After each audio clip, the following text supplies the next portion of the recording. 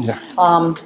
What we attempt to do, or what we aim to do every month, is to be able to hold those type of meetings when it comes to networking, but also infiltrate a workshop wherein you'll be able to learn a little bit more as far as particular industry, particular field, and gain some information, that some tools that you could get back to and utilize in your business, and hence grow your business that way.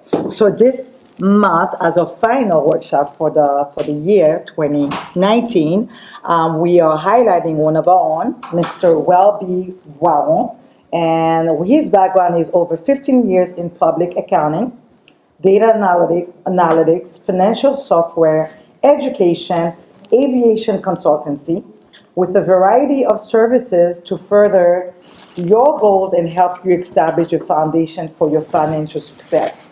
The company that he founded and also manages is called BG Financials.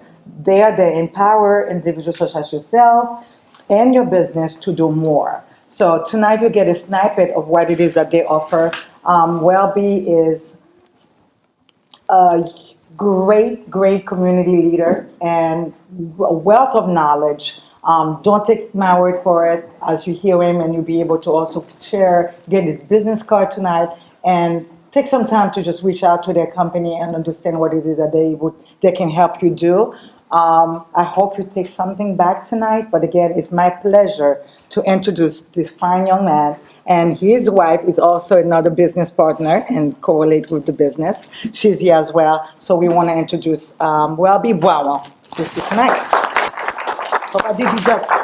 Yes, you did. Well, thank you, Marlene. Marlene is actually great. She has the zeal of every advisor and director that we need on the board. So first, I know Marlene talk a little bit about me and what we do as a company. So let me kind of add a little bit to that in terms of who I am and what we aim to do in the community. I've had the opportunity and the pleasure to work for various companies in various industries. My experience range from financial accounting. I work in public accounting for over 10 years in New York. When I moved here, I decided to become a consultant for financial software development, really applying the skill set that I've acquired in public accounting. After that, I switched to education, worked with establishing a huge ERP system for an educational company that builds software for counties and public schools. So there were a lot of accounting systems that needed to be built, and they needed my expertise. So I did that for a couple of years and switched to aviation. With aviation, the company I consult with currently is a multi-billion-dollar company. To be exact, $6 billion company. They've acquired quite a few companies about 5 to 6 years ago, and they wanted someone with great accounting concepts and someone who also knows data analytics, who can really work on integrating the data that they merge with the new company. So I started my work there. As I started my work with BBA Aviation, and now currently called Signature Aviation, I've worked in various capacities, whether it's business process architecture. As you know, when you acquire a company for multi-billion dollars, you need to integrate not only systems, but you also need to integrate structure, business process. You need to change resources. You need to have all the required processes and tools in place to really integrate. And I was that guy. And through that process, I had a chance to travel across the world, meeting different people, learning different concepts and different ideas. So let's talk about my company now. Boisrond Group has been around for a while. Since I was in college, I started doing taxation for both businesses and individuals. But I never took it seriously, because what I've seen over the years is the concept of taxation has been a process that's been muddied by so many people. Taxes no longer required people to have skill set or education to do that. So over the years, I shied myself from really pursuing this business and really helping my community. I seek to go elsewhere, working for large companies and enterprises instead of helping my own. So about 3 or 4 years ago, my wife, Rose, she decided to push me to the point of no return and she said that we need to really take this company seriously. People are making money. You have a lot of skill set. You can really help the community and businesses. But I've thought that my skills were too elevated to really help people because I work with the enterprises, not the small businesses necessarily. So over the years, I've crafted, refined, and really talked to people, small businesses, mid-sized businesses, and enterprises alike to see how I can help them. And this is the reason why today we have BG Financials. BG Financial is more than taxes. BG Financials offers you an ecosystem of services and products, whether it's business formation, accounting, business analytics, whether it's a business process architecture. So many small businesses don't understand because they have little funds. They do not have the luxury of not streamlining their processes. That is quite important. When it comes to business process architecture, it's no longer about the enterprises, it's about the small businesses as well, because funds are limited. So tonight, I was thinking when Dr. B told me that, well, you'll be performing at the end of the year, you'll talk about businesses and whatever. So I've thought of many different concepts. I could talk about taxation. I could talk about tax planning. But one of the things I know is that at the end of the year, people make wishes. I have made so many wishes over the years. By next year, I'm going to start my business. By next year, I'm going to lose weight. I don't have anything to lose, but by next year, I'm going to be better. But I know one thing for certain, studying the data, we know that most businesses start by the beginning of the year. And people always have aspirations to be better and improve their conditions. And this is the reason why I chose the topic tonight, the birth and implementation of a business idea. Through this process, we're going to run you through multiple steps on how to be successful in launching a very, very thriving and successful business. You're going to learn about the process of ideation. You're going to learn about self-evaluation. You're going to learn how to write a business plan. You're going to learn how to perform market research, choose your business structure, and so many things. So, let's talk about the birth of an idea. I have bad news for you tonight. So many of you think that when you create an idea, you have an idea, it's unique. It's never been done before. When it's proven that nothing you ever create, build, or design is ever new. According to James Webb Young, a prolific writer, he writes about the concept of ideas is as old as time.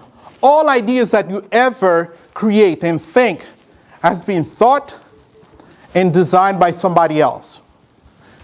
The only difference about the creation of idea is the concept that it's how you arrange these old elements that existed before time and before you, and how you create them into something new. That's the difference between ideas when people generate ideas. It's how you arrange all these old elements, all these old concepts, existing concepts, and turn them into something new, a new combination, a new life form. So I talk a lot about the enterprise, and I vow to bring some of the concept of the enterprise to you, to the small business. At the enterprise level, no idea is ever been generated or implemented before going through a rigorous process.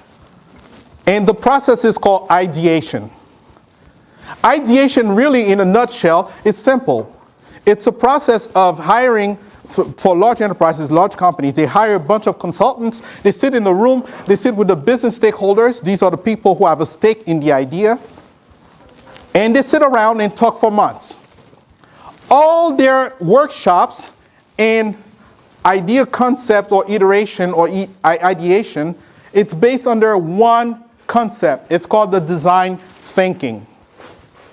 The first step when you generate a business idea, what you need to do, you need to empathize with the audience or the target audience that you're creating this idea for. So there is power in empathy when you're thinking about an idea. The power lies with the concept that if you empathize with your target audience, with your customer, you're going to create a product, an idea, a service that really helps them. So if I want to start a Haitian restaurant, I don't just want to start a Haitian restaurant. I want to start a Haitian restaurant that serves food on time, that provides a variety 24 hours a day, 7 days a week. You come here, you ask for crabs, we got crabs. Pun intended. The second concept of the design thinking process is what they call a definition of your problem.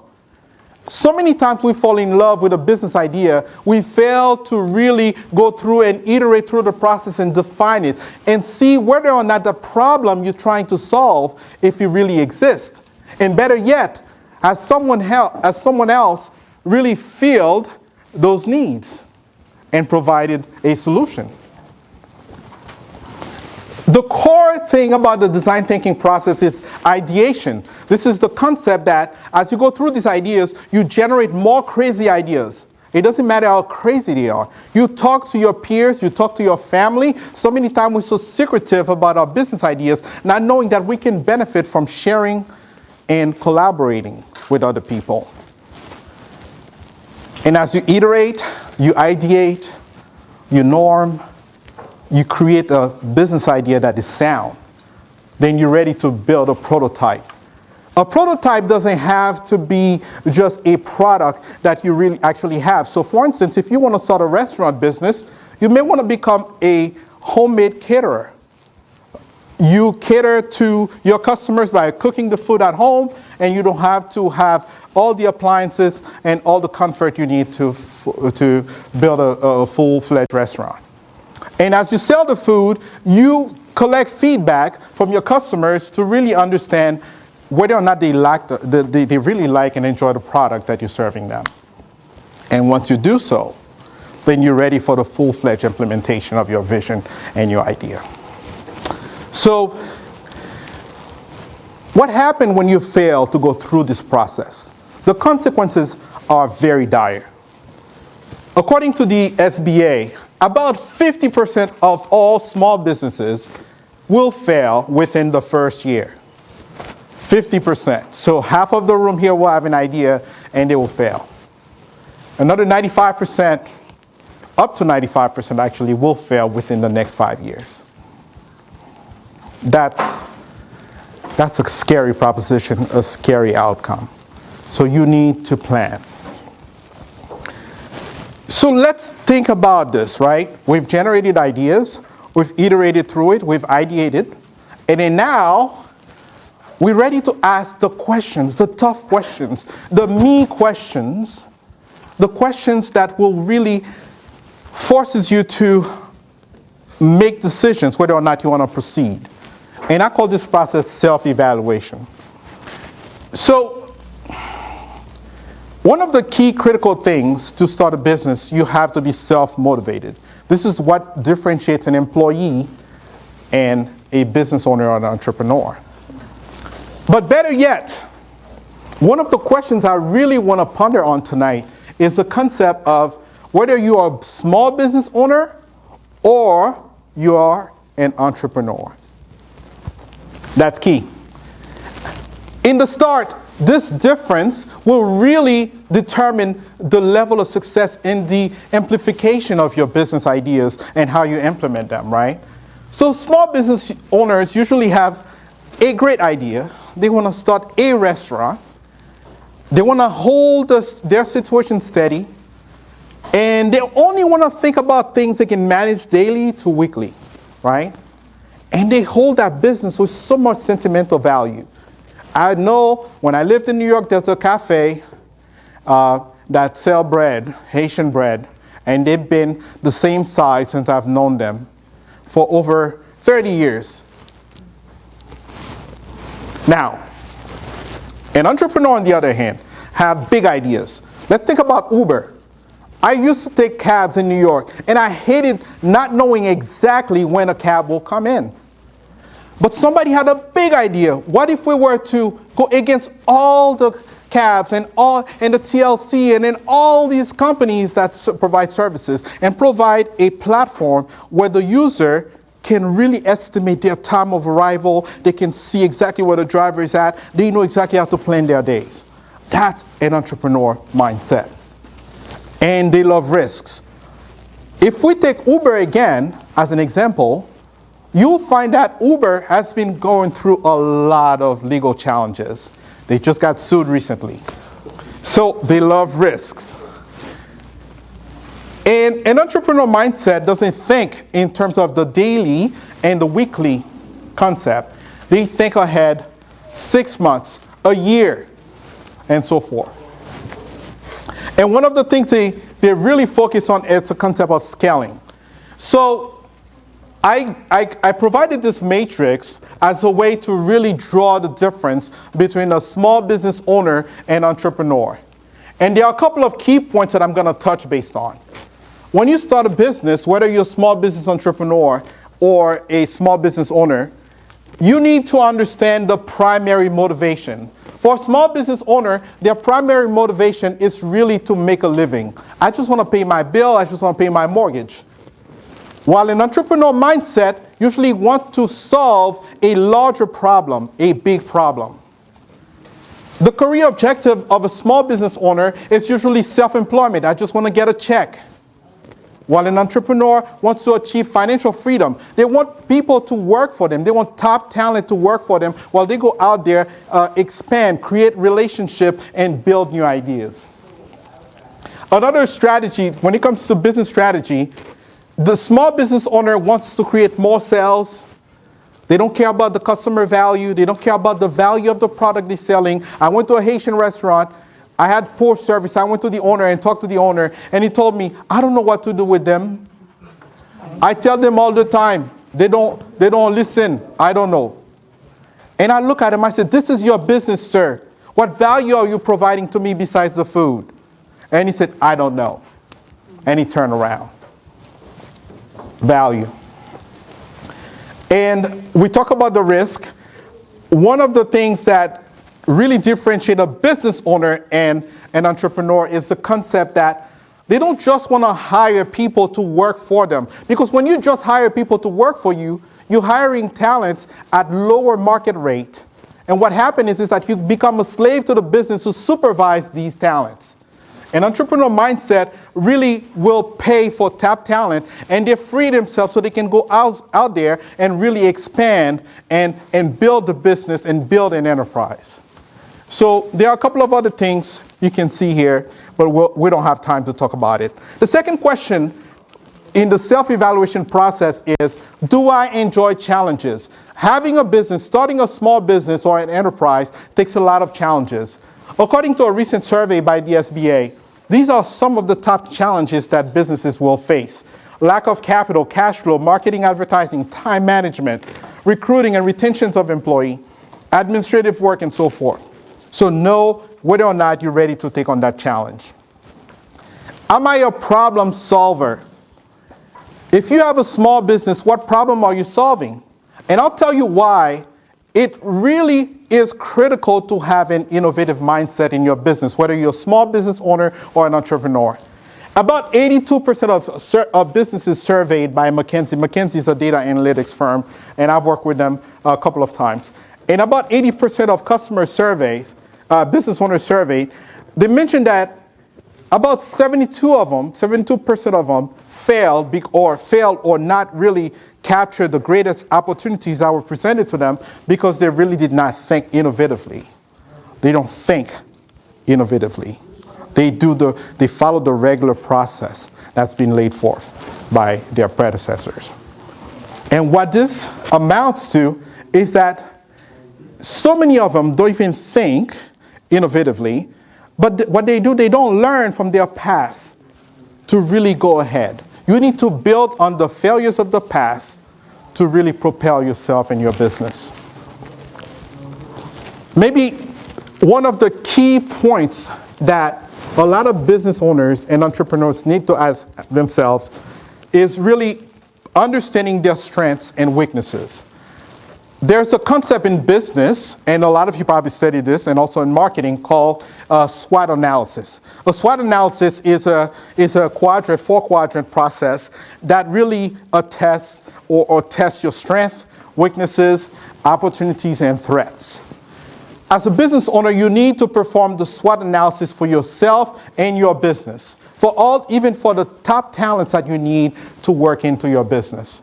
So this is an example of a SWOT analysis performed by a small brewery. They sell beers. And one of the things they highlight as their strength is the fact that they have the capital stock. They have cash on hand. They also have the marketing knowledge in place, as well as the management team in place to really push the business. In addition to that, when it comes to their weaknesses, they know they do not have the technical capabilities in-house to really help their business. So that will be categorized as their weakness. And they also know that there are a lot of people, new people they need to train, and they do not have the capability or the capacity to train people accordingly in the beer brewing business. When it comes to opportunities, they know that one of the things leading right now, I don't know if a lot of you drink beers, but there's this new thing going on now where people just love a bottle of beer that's well packaged and in the labels and all this stuff. So it's a rage. So they know that's an opportunity for them, and they have that capability in-house. They also know that there is a craft beer niche. There's a niche for that market where people just want to enjoy good craft beer, not just the big companies' beers. When it comes to threats, they know they cannot compete with the major breweries. They know they cannot control prices for material and supplies. And they know that they do not have the capability like the big companies like Busch, so many other companies that craft beers to really go and market their company. So in a nutshell, you can see how this would be beneficial. So as you assess your weaknesses, you will need to allocate funding, as we'll see later on, to really bridge a gap when it comes to your weaknesses, right? You're going to hire maybe you need a top technical talent. Maybe you need people who can train in HR, who can train new hires, right? And when it comes to threats, maybe you need to spend more money on marketing so you can compete with these people. Or maybe you need to find a new distribution channel for your supplies and materials. The other concept is the last final point, which is key for yourself before you start a business. It's the concept of asking yourself, do I have the skill set to really run a business? Do I have the talent? There's no shame in that. I've asked myself. And these are some of the top talents, interests, and characteristics you need as a business leader. You need leadership. You need to be responsible for your employees. You need to have a teammate mentality. You need to produce quality products. You need to have courage. You need to be able to be responsible, have styles so you can differentiate yourself against your competitors. You need to establish trust for the people you really want to serve. So, we've talked about all these. We've generated ideas, we've ideated, we have asked the tough questions, and now we're ready, right? So you come to me and say, Welby, I'm ready. I've done all my homework. Now we're ready to start a business plan. The business plan literally is a roadmap on how you expect to operate your business and how you really intend to convey the characteristics of your business to investors, lenders, and so forth. So it's the blueprint that you're going to present to your investors, the blueprint you're going to present to your lenders, and the blueprint you're going to be presenting to your families if you need their support for funding. So a sound business plan, a strong business plan, should be able to demonstrate that you have a sound business concept. You understand the market you intend to operate in. You will be operating in a very healthy, and you're going to see why this is important, a very healthy, growing, and stable industry, right? It's not a dying industry. You need to demonstrate that you have the talent to manage the business and the financial skills to manage the business, right? And the bottom line and the cash flow. Because you're in business for profit, not just for revenue generation. And we're going to learn the difference. and you have a very consistent business focus and mindset. So, in a nutshell, probably a lot of you have seen the makeup of a business plan. So there are quite a few templates out there. So I just wanted to provide you some of the key composition of a business plan. The elements range from having an executive summary where you outline the company's vision, the company's statement, mission statement, and so forth. You also talk a little bit about the leadership, why you're so different, your employees, the talents you have, and how you want to be operating in the location.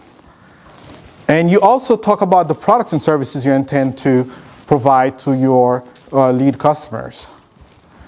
You will also perform market analysis, and I'm going to talk a lot about that, market analysis, which is the key area that you need to focus to understand the market you intend to operate in and the people you need to serve. In financial planning, which comprises of projection, because you don't know the business yet, you're just making projection, you're just making assumptions. So these assumptions, you can make very sound assumptions. What I find is that there is data out there, whether it's by the SBA and so many other entities where they provide you exactly businesses like yourself. This is your operating expenses. This is your operating costs. This is what you should expect. And it will tell you exactly what you should expect. And you should use that to really perform your financial planning and budgeting. So we understand what goes into a business plan. We're ready to start doing some homework. Remember when I started, I said the concept of ideation is continuous iteration and learning the market and the customers that you want to serve. So one of the biggest part of a business plan is really the market research and competitive analysis. I hate my voice, by the way. She knows that. I never listen to my voice. So before you really start, when you're starting the market research, one of the key areas that you need to spend a lot of time on is industry analysis. The industry analysis really is the concept of learning the industry you want to operate in. So for instance, this is some analysis I've done for a client of mine, prospect client of mine, where I show him exactly, these are the various industries that exist currently in Orlando, Florida. So I've taken the top ones. There are quite more. So you notice here, this segment here is your healthcare and social assistance. And the next one is retail trade and wholesale trade. So the green bar indicates revenue, the black one indicates number of establishments, number of businesses, and the red one indicates annual payroll. So you notice that when it comes to healthcare assistance, there's a huge growth here in Orlando, Florida. There's a huge need. As a matter of fact, that need is not only for Orlando, that need is for the state of Florida. We have a crisis, a mental health crisis. And you can see the data clearly shows us that.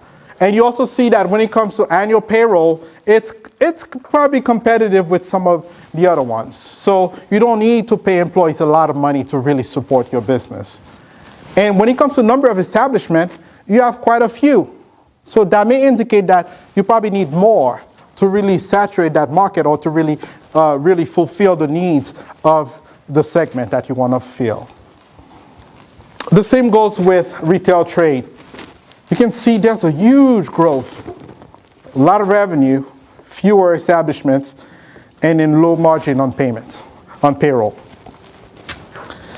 So you've done your market analysis. You really want to know now, is there a desire for the product and services that you want to serve? You want to become a mental health counselor? I'm taking that example again. So this is an example of research I've done for a prospect client again, and that where they wanted to really know, well, I want to start my own practices. Is there a need? So what I've done, I use Google Analytics to really search to see people in this area, what are they looking for when it comes to health? So I type health. And when I type health, you can see that over the past 12 months, there's an increase of 200% in the research for the term mental health counselor. So there's a huge need here in Orlando, Florida. In addition to that, because I type health, so all the key terms related to health that people type, like job health, test health, salary health, you can see that mental health counselor has most of the terms returned. So people are looking for mental health counselors. So that proves that this idea that you have to start that new practice, it may be a sound idea. So there's a need for it, right?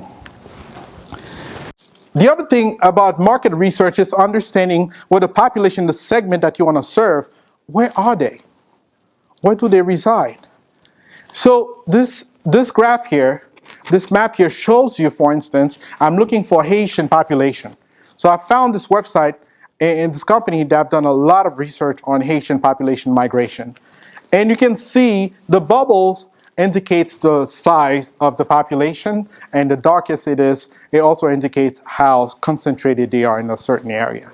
So you can see here that in Orlando, we have huge population, but here in Miami, you have huge population. So now I said, well, in my research for my idea, my healthcare counselor practice, I really want to add a new component to that. I look at the map, I'm like, crap, I could create this new concept where I bring care, I call it care mobile. I take a van and I go to the community and then I really consult with people and then help them with healthcare services and so forth. So now I know exactly where I need to go. I need to go to Orlando, I need to go around Boca, I need to go around West Palm. So you know. This also provide you the size of the market that you have at your disposal to play with. The last thing about market research is market saturation. So you want to start a restaurant, fine. Do you understand in the community that you want to operate in how many restaurants there are? What are their makeup, right? So you want to decide what kind of restaurants. So this graph indicates, it shows you the different types of restaurants. So there are 30, of all the restaurants in the community, there's about 37% that are family style restaurant, 31% are bars and grills, and 22% is about fine dining and so forth. The other side of that is really the makeup of those restaurants. So I want to start a restaurant. I don't know if I need a 20 seats restaurant or 100 seats, right? So you can see the makeup, 41% of all the restaurants in the community offers about 41 to 80 seats. So he said, okay, that's very popular. So I may want to go with probably 21 to 40 seats. Maybe that area is not saturated. Maybe go over 100 seats. Maybe I'll get better luck. Okay?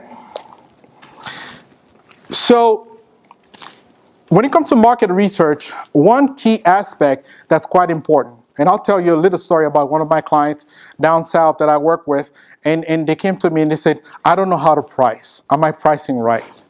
So that's one of the major things that clients have. It's their pricing model, their pricing strategies. There are multiple pricing strategies, but I want to focus on 3 areas.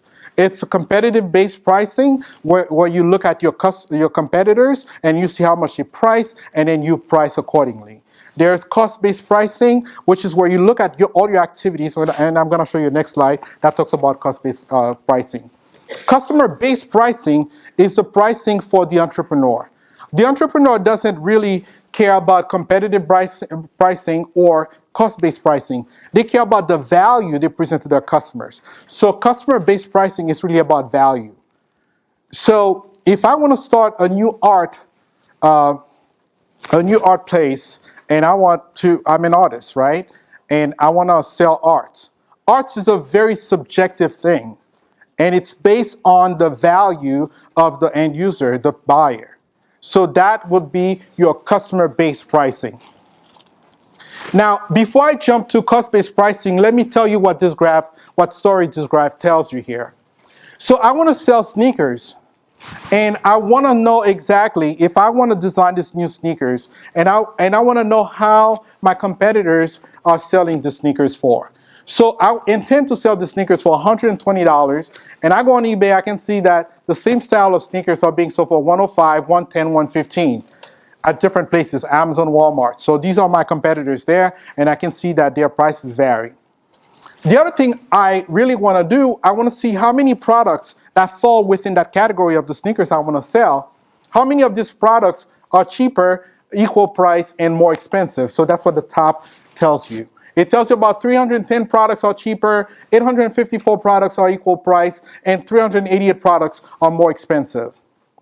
In addition to that, the end result of the analysis needs to be how well do you range between your competitors and your product. So it says that your product is 29% more expensive than your competitors. Your excuse.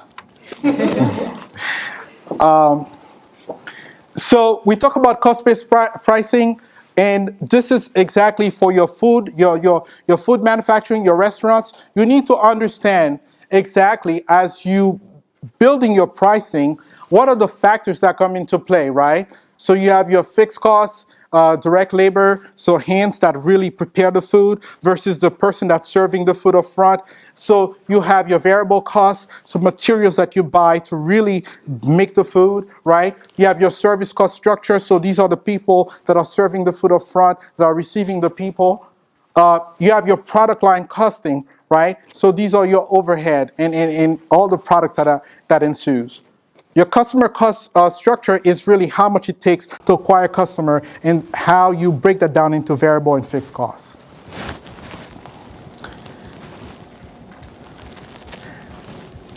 The last and final piece, really, it's about competitive market analysis. This really learns, what it does really, it's simple. It tells you how you understand how much of the market share do you intend to own or do you own currently. It tells you a little bit about your strengths and weaknesses and those of your customers. It also provides you a window of opportunity to enter the market. Let me give you a good example. So you build a product, company X builds a product, a workout machine, and they get sued because when you pull the lever, whatever the thing, and it fails, it breaks somebody's arm. So they're being litigated in court. So you, as a manufacturer of sports product, this is your perfect timing and entry to market. So that's why you got to stay abreast of the news to understand exactly what's happening to your competitors, what's happening in the industry. Uber and Lyft is a very great example, as Uber is being litigated in court for their practices of treatment for contractors versus employees. Lyft is taking a different approach, structuring their contracts and their employees' compensation. You need to also understand in your competitive market analysis any barriers that may hinder you. Maybe you don't have contact, you don't have the expertise, you don't have the historical background to break into that market. So if people want to take pictures, these are some resources that I've used in the past, and I'm a data hog, so I use a lot of this data. This tells you pretty much everything. You want to know how to pay someone? The data is here. You want to know whether or not you're paying fairly compared to your competitors? The data is here. So pretty much everything you need to know about your business is here. So you've generated ideas, you've performed your self-evaluation, you built the framework for your business plan, and then you're like, Welby, I got all that, I'm ready. What is it you're not thinking about? One of the things that leads businesses to fail is their business entity structure. It has implications beyond measure. It can break a business, it can make a business. So you want to start a business, you want to start a partnership, you want to start an S-Corp, C-Corp.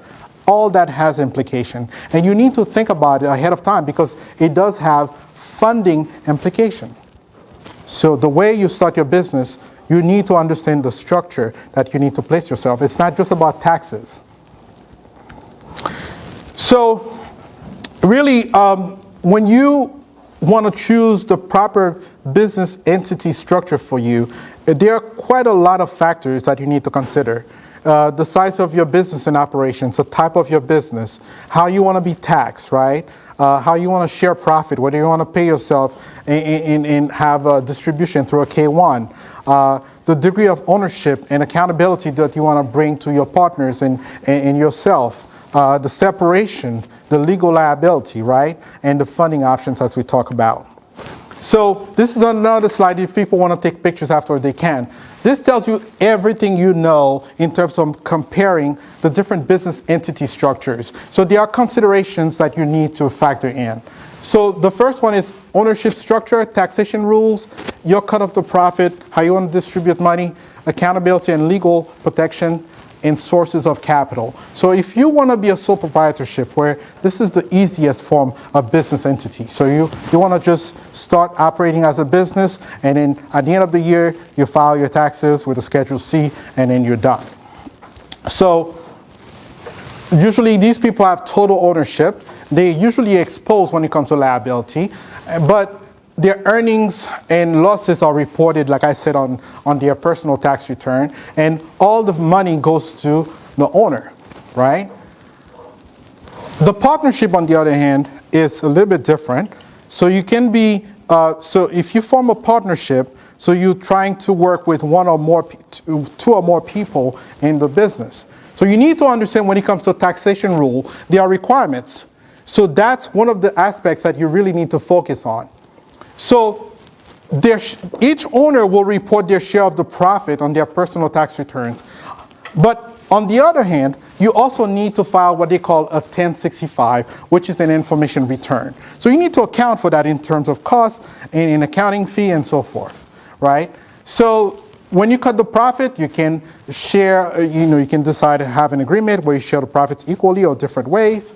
And then when it comes to liability, usually partners they equally share all the costs, debts, and that's why you need to structure properly. There's a lot of legal structuring. I recommend people who choose partnership to sit with a lawyer to work through all that, because it has major implications.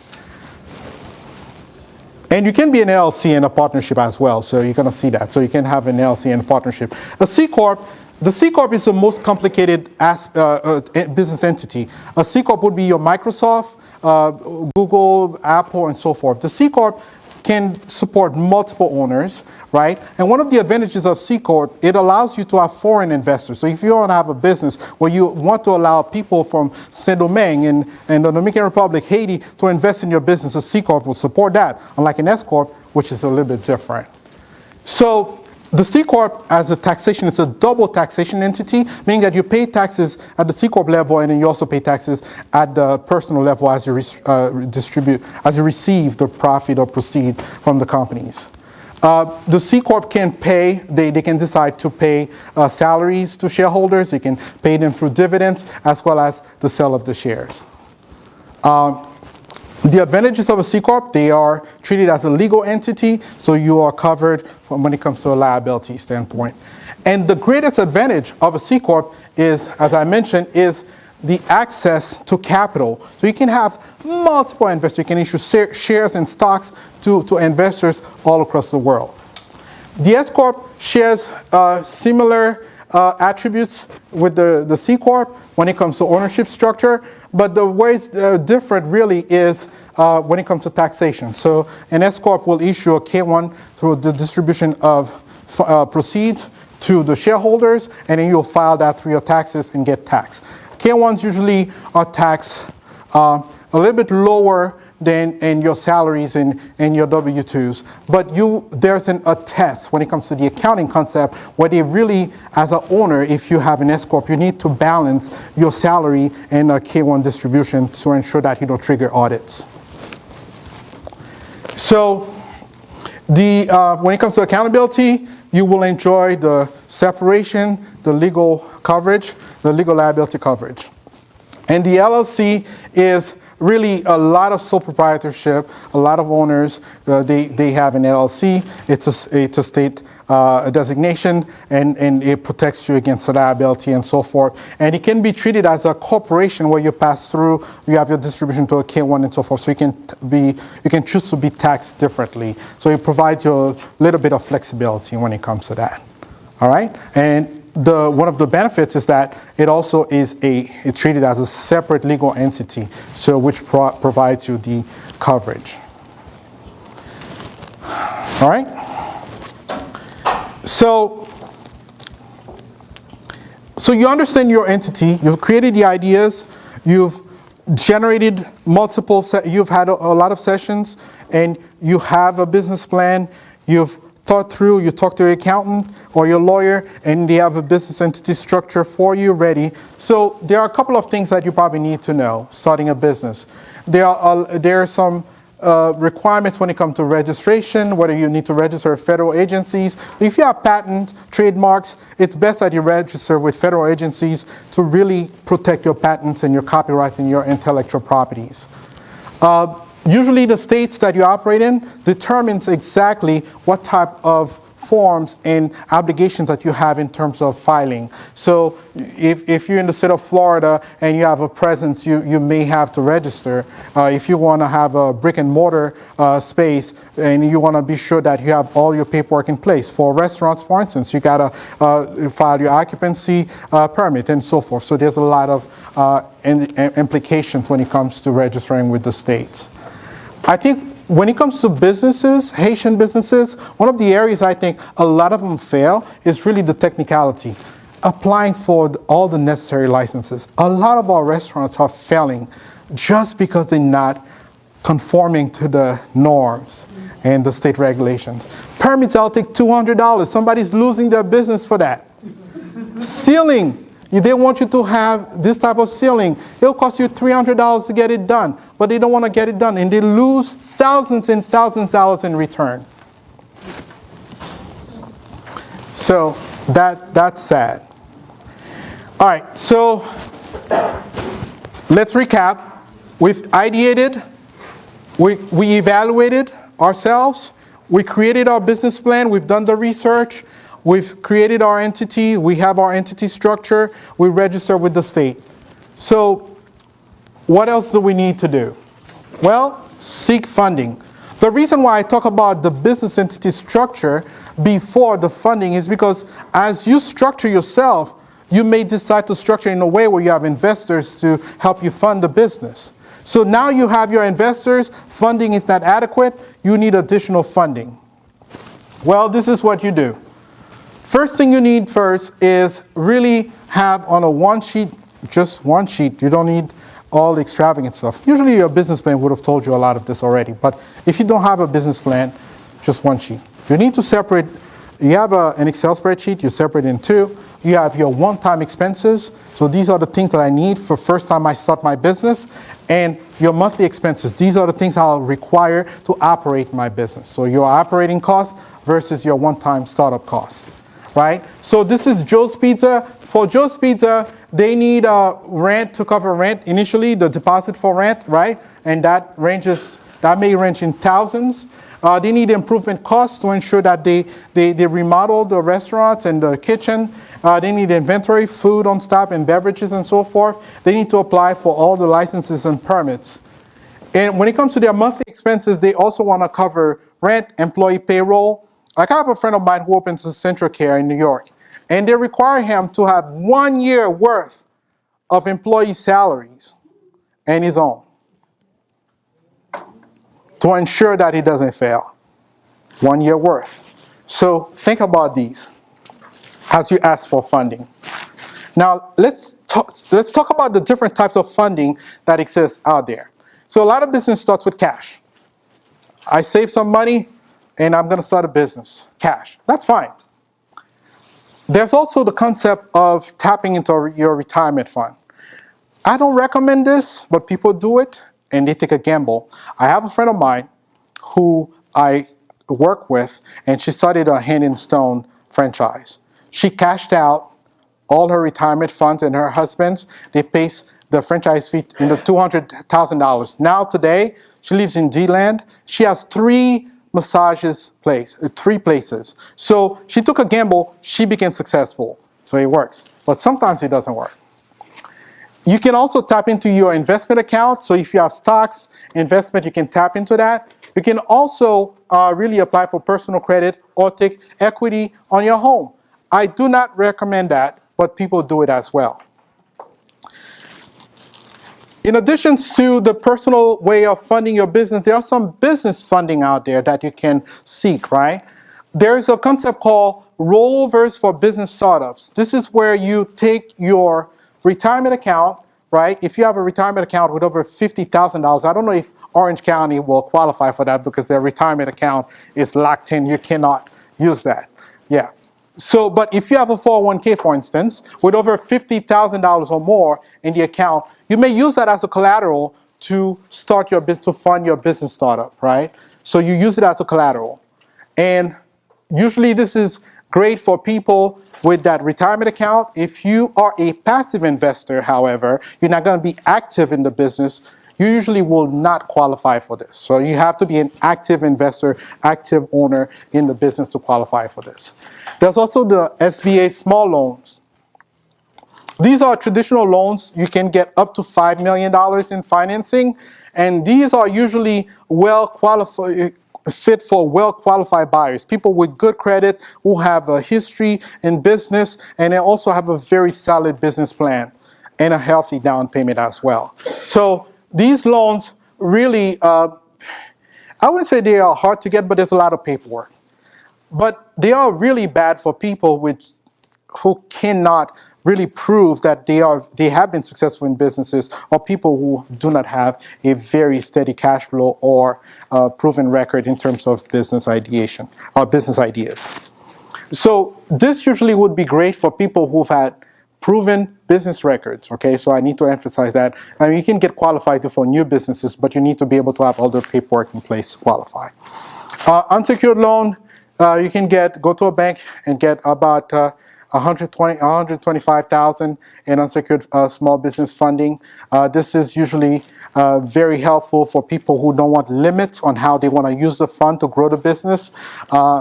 So the only bad thing is for people who do not have a steady cash flow to repay the loan, after a year, usually these loans can increase up to 13% or more. So you need to ensure you have the cash flow that would help you repay that loan. And a portfolio loan is also for people with a very large investment account. So if you have an investment account, stocks and bonds and hedge funds, you're a hedge fund manager with a lot of money, you can use your investment account as a collateral as long as you have at least $85,000 in your security portfolio. So this is usually bad for people without large investment accounts, so you would not qualify for that. So how do we ensure we get that money, right? We sit down with our lenders, and then they talk to us about all these different funding. And this is not all the funding. I mean, we could talk about funding. That's a different class. And when it comes to funding, there's like a lot of lending, a lot of loans out there. So what do you need? What do you require? You need to ensure you have a business financial statement. So work with your accountant, have very detailed financials, your cash flow, profit and loss, and so forth. You need a business tax return. If it's your first year of operation, you may present your personal tax returns. In addition to that, if you had done personal financial statements, you can use that as well. But one great thing is the business plan with the budget and the projection, the financial projection. That's a guarantee to really help you move through the process. Another thing people don't understand is that you may negotiate your repayment plan with the lender based on, how flexible the lender is, such as the term, the line of credit, the loan term, and so forth. So things that you need to talk through when you talk to your lender. So a couple of tips. I usually, when it comes to being well-dressed, they say in French that l'habit ne fait pas le moine, right? The monk, it's not the robe that makes a monk. But unfortunately, in the lending world, people do receive you the way you dress. So if you dress a certain way, it kind of does not reflect positively on you as a very successful person. So make sure you put your best suit on and dress like Duvet Financial, very sharp, very strong. Or myself. What about me? And you, of course. Avoid the impression of being very optimistic. So when you sit down at the lending table, don't blab too much, because as you're blabbing, you're talking, you're giving them cues that they don't even need to hear and know about, right? Stay composed. And as a business, when you're seeking a loan, you need to ensure that the lender understanding exactly how you're going to spend that money to grow the business. So focus on that area. Whew. Okay. You got the funding, you had the ideas, you got the business plan, you're done, right? You've been in operation. It's been a year. Congrats. You call me and say, hey man, things work. I'm making money. Are you? Let's find out. So, when it comes to measuring success, and I kind of have these here so you can, it helps me talk about this a lot. So, in my world, with some of the financial data analytics project I do, there's something we call KPI. KPI stands for, anybody knows what KPI stands for? Key performance indicators. And these are metrics that you use to measure the performance of your business. So one of the first key component that you need to measure is revenue per employee. Why is that important? As you grow, there's a ratio that you use to identify revenue per employee, which allows you to really see, do you need more employees to really grow the business? So if you see that your ratio is really good and promising, and you think you can do more by having more employees, and there's a demand, so that ratio will really ensure that you can answer that question whether you need to hire more or scale down. Revenue growth rates. So these will identify trends and changes over time. So as you go through the business, you can see your revenue. Is your revenue steady? Is it on the incline or the decline? Repeat business.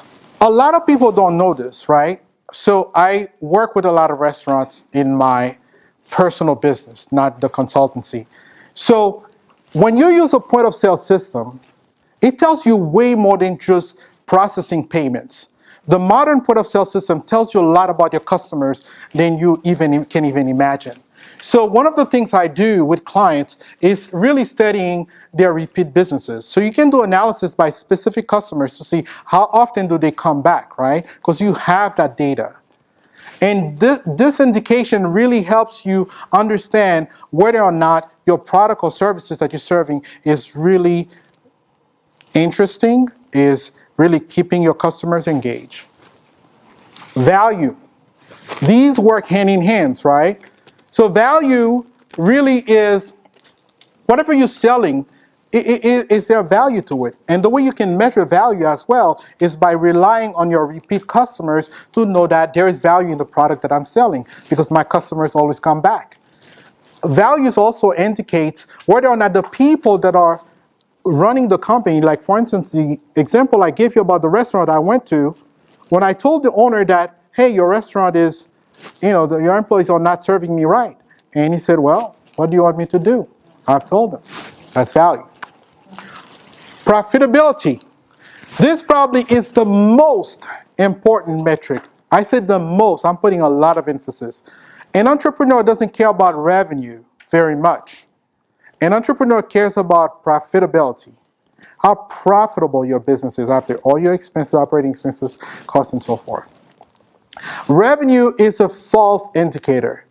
Yes, it's good that you on an incline, you're going up, but really how well you're keeping with the bottom line. Client satisfaction goes hand in hand with values and repeat businesses, right? And those you can do monthly surveys to your clients. Do you like the food? Do you like the services? How well can we do? What can we do for you? Month over month performance or year over year performance metrics. Those are key in the large enterprises.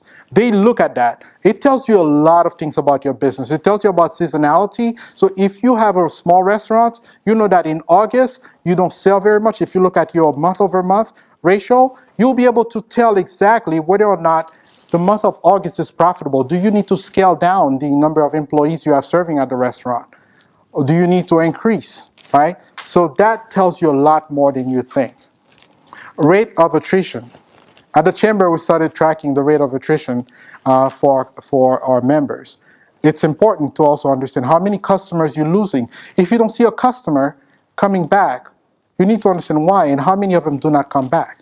Especially if you sell a product where they come back very often, like a restaurant, right? Content marketing ROI. You're going to find a lot of marketers and marketing professionals who come to you and say, hey, you need to do marketing. Some of them are really great, like JP. He really puts your business at the forefront of the marketing road, and like Ludwina as well. So, but as you work with your marketing experts, one of the things you need to be able to measure is the return on investment of that campaign. Running for over a year, and then you don't have any customers, or the customers you have, they don't bring you much business. You need to be able to understand that ratio and then find out whether or not your marketing campaigns are really working for you. And the last one is cost per acquisition. And that one is, usually we spend a lot of time chasing customers and money chasing customers. We need to know what is the true cost of a new customer. Case in point, AT&T, I read an article probably a couple of years ago, and Rose reminded me of that today. AT&T canceled a lot of customers' contracts, not because they were not paying, because they cost them too much money to support them. There's such concept that there's a bad customer. A customer is a bad customer. It's not making you profitable. So you need to be able to really, and what I've done in the business world is really showing profit by customers. So you can see your profitable customers and the ones that are not.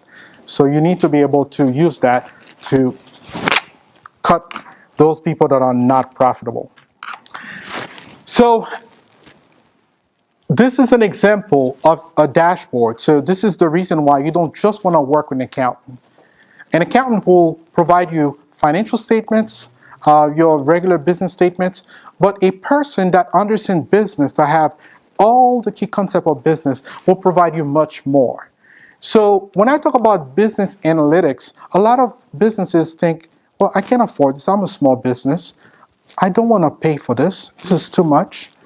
Well, what you don't understand, every business needs to have a dashboard that allows them to, at a glance, you need to be able, and these can be supported by systems too, the system you acquire. So you need to be able to say at a glance, revenue, you can see here, I can see my revenue, I can see my previous period revenue, I can see the increase in changes, right, the trend. I can see new customers, how much new activity I have from new customers. I can see my gross profit, the most important metric. I can see my customer satisfaction from my surveys. I can see my sales breakdown by areas and location. I can see my sales by product. I sell du riz, I sell maïs, I sell bouillon. You need to be able to quickly see here, bouillon vend plus que maïs. For those who don't speak Creole, bouillon is, what is bouillon in English? It's a soup, right? Stew. So Haitians love stew. And some people love du riz. Du riz is rice, right? You need to be able to segregate and see performance by these products you're selling. Your point of sale system does have that capability. It's not just pretty. This is the reason why you pay all these monthly fees by month. And then you need to see the customers. This is, brand, your branding, and the different things that you sell, right? How well you are. So that will come from your marketing and advertising campaigns. So you can see we have sales comparison year over year, right? Compare this year and last year, and sales by month. So every business owner, every serious business owner and entrepreneur needs to have a serious dashboard. It's no longer the age of accounting. It's no longer the age of just businesses, bookkeeping. It's the age of information, of business data. A small business no longer have the means or the luxury to spend money and only find out in 6 months or a year. You don't want to spend it today, you will spend it later. You need to arm yourself with intelligence, insight, and the know-how to be successful. Thank you.